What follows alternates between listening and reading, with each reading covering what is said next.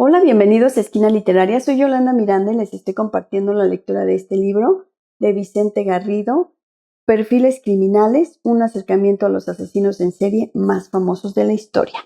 Estamos en el capítulo número 10 que se llama Elliot Ness contra el torso.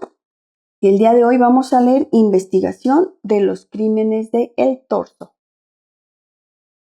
El 5 de junio de 1936 llegaron a Cleveland los delegados que iban a asistir a la Convención Nacional del Partido Republicano, y Ness estaba muy atareado ocupándose de todos los detalles relacionados con la seguridad de dicho evento. La ciudad se había modernizado mucho durante los años anteriores a la Gran Depresión, pero solo a unas pocas manzanas del centro de la ciudad, que tenía su punto estratégico en la Public Square, se abría una realidad muy diferente. Siguiendo la orilla del río Cuyahoga y las líneas férreas, se trataba de una extensa área desolada de varios kilómetros, que años atrás fue el lugar de un intenso esfuerzo industrial de fundiciones y transporte de materiales a todo el país, y que ahora mostraba una profunda suciedad. Restos de hollín y otros desechos industriales constituían el paisaje dominante. La profunda crisis económica había dejado sus propios moradores, indigentes y vagabundos que ya no tenían sitio en las fábricas cerradas. Junto al río Cuyahoga estaba el barranco u hondonada, conocida como Kingsbury Run, que cruzaba toda la parte este de la ciudad. En el lecho del barranco se encontraban las huellas de lo que muchos años atrás era el lecho del lago Erie, y más modernamente las vías de trenes, que en esos momentos eran mucho más escasos. El hombre tatuado. Dos chiquillos que iban a pasear al lago caminaban por el barranco cuando encontraron unos pantalones enrollados bajo unos arbustos. Al desplegarlos, una cabeza cayó al suelo. Avisada la policía, se puso a buscar el resto del cuerpo, y al día siguiente lo halló entre unos arbustos, justo enfrente de la comisaría Nickel Plate, que se hallaba en Kingsbury Run. La víctima era un hombre joven, de 20 y pocos, que presentaba 6 tatuajes en su cuerpo, entre ellos una paloma y un cupido, lo que sugería que podía haber sido un marinero. Una etiqueta de lavandería con las iniciales JD era todo lo que tenía la policía para descubrir su identidad. No obstante, la policía pensó que difícilmente este hombre era un indigente, ya que portaba ropa limpia y casi nueva. Estaban convencidos de que había sido dejado ahí después de haber sido asesinado. El cuerpo había sido desangrado y no había sangre en los alrededores.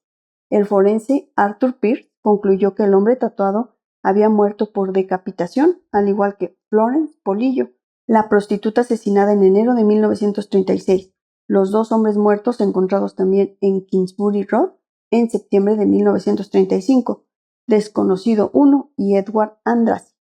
Y quizás incluso la mujer que apareció en la orilla del lago Erie en Euclide Beach el 5 de septiembre de 1934, conocida como la Dama del Lago, que consta en muchos relatos de estudiosos como la víctima cero. Pierce sabía que la muerte por decapitación era algo extraordinariamente infrecuente, además de ser algo difícil de conseguir. En su opinión, existía un patrón que vinculaba los diferentes crímenes. Ness se reunió días después con James Hogan, el jefe de la Brigada de Homicidios, y con David Coles, el director del laboratorio de la policía. La prensa hablaba de los crímenes de un maníaco, y el director de Seguridad Pública no pudo menos que indicar que debían ocuparse de estudiar todos esos crímenes que, en opinión del forense, estaban relacionados. Hogan comenzó con la Dama del Lago. Su cuerpo había sido dividido en 2 partes, que aparecieron en la costa del lago Erie, en 2 puntos diferentes, distantes entre sí unos 50 kilómetros, aunque la cabeza y los brazos nunca se encontraron. Un hecho revelador fue que el asesino había cubierto el cuerpo de la mujer con cloruro de calcio, un preservador que justificaba el relativamente buen aspecto del cuerpo, después de un periodo estimado en el lago de 3 a 4 meses. Sin posibilidad de tener sus huellas dactilares o su aspecto, el caso había sido clasificado en su momento en el apartado de homicidios no resueltos. En cuanto a los 2 cuerpos hallados en septiembre de 1935, Desconocido 1 y Edward Andrassy, meses antes que Ness y Hogan tomaran posesión de sus cargos, habían sido encontrados en el área conocida como Jackass Hill, dentro todavía de Kingsbury Run. Como el hombre tatuado, ambos habían sido asesinados en otra parte, y junto a la cabeza el asesino había cortado también los órganos sexuales. El traslado de los cuerpos desde la colina hacia abajo era algo extraordinario, porque revelaba una gran fuerza por parte del responsable, considerando que había que bajar por la noche 2 cuerpos muy pesados. La policía había logrado identificar por sus huellas dactilares a uno de esos 2 hombres. El más joven era Edward Andrassy, un sujeto de tendencias sexuales dudosas, del que se decía que igual trabajaba de chulo, que procuraba jóvenes harapientos para hombres mayores. A pesar de estas actividades, Andrassy provenía de una familia respetable de la parte norte de Cleveland, la zona oeste, y sus padres no podían entender cómo su hijo, que se comportaba modélicamente en el hogar, tenía esa otra vida orientada a la vagancia y la perversión. A pesar de la opinión de Pierce, para Hogan, la conexión entre la Dama del Lago y los otros 3 crímenes no estaba clara. Parecía que el asesino hubiera querido que nunca se hallara el cuerpo de la mujer, mientras que los 3 hombres asesinados fueron dejados en lugares que aseguraba su descubrimiento. Además, sus cuerpos, salvo la cabeza y la castración de los 2 primeros, estaba intacto. Por otra parte, estaba el hecho de que la mujer hallada en enero de 1936, Florence Polillo, había sido troceada y su cabeza nunca se pudo encontrar. Según el relato de los hechos conocidos, es muy probable que Ness creyera lo mismo que el responsable de la policía científica, David Fowles, una opinión discrepante a la de Hogan, a saber que todos los cadáveres eran responsabilidad de un solo hombre. La decapitación y el hecho de que los cuerpos aparecieran siempre desangrados y limpios apoyaba su convicción. Por ahora Ness estaba muy preocupado con las labores que le exigía la Convención Republicana y no quería que la prensa alarmara al público diciendo que había un loco homicida suelto.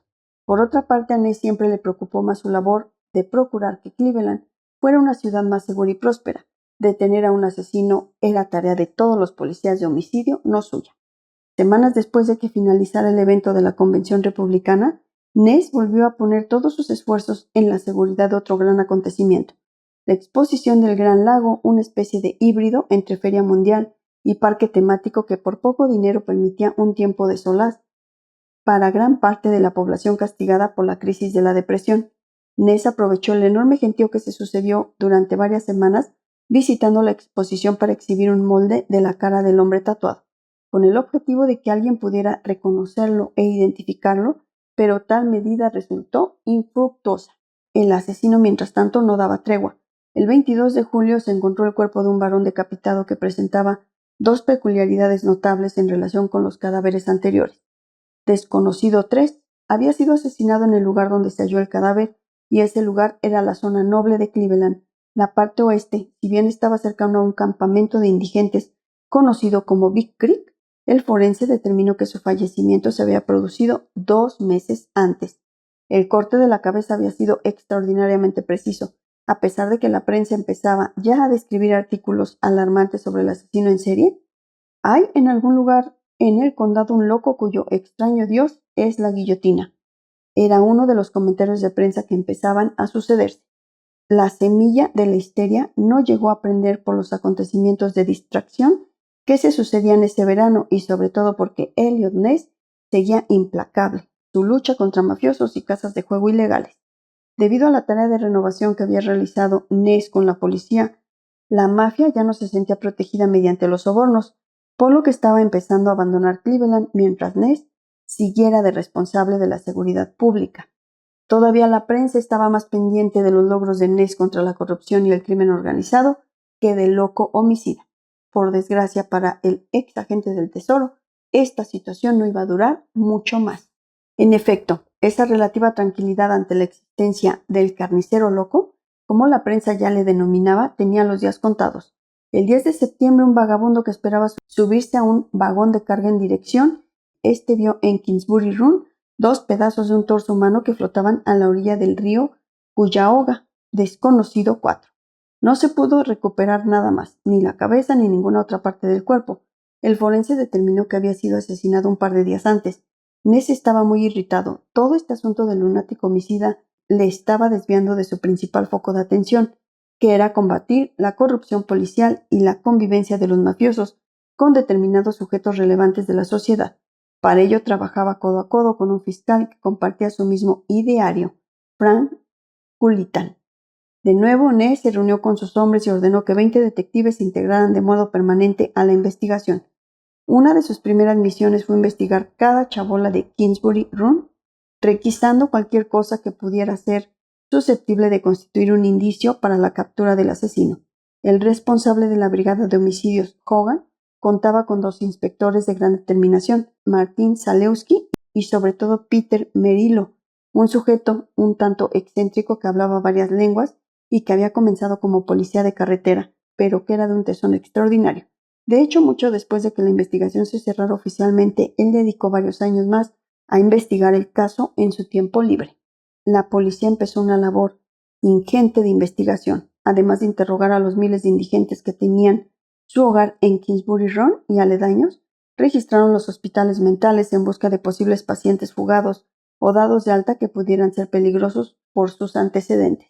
Los policías se disfrazaron de vagabundos y se mezclaron con ellos, poniendo sus 5 sentidos en encontrar pistas para que les llevaran al asesino.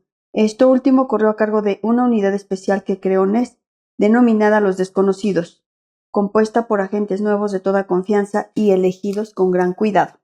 La presión era enorme. Un editorial del Cleveland News decía entre otras cosas lo siguiente: de todas las terribles pesadillas que se han convertido en realidad, la más escalofriante es la del demonio que decapita a sus víctimas en los oscuros y húmedos escondrijos de Kingsbury Run. Una gran dificultad con la que tuvo que enfrentarse Ness fue el precario desarrollo de la criminología forense de aquellos años, junto con el conocimiento prácticamente nulo que existía en torno a los asesinos en serie, un concepto que desde luego en aquellos tiempos no existía.